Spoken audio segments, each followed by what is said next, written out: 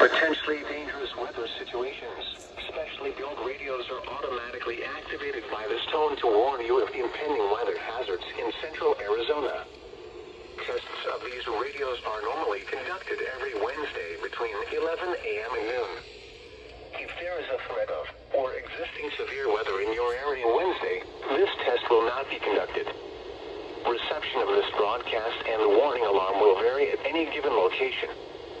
To provide the most consistent warning services possible, this warning alarm will only be activated for watches and warnings affecting Maricopa and Northwest Pinal counties.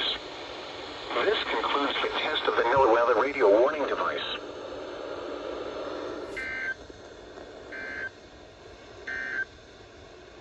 Here is the latest forecast.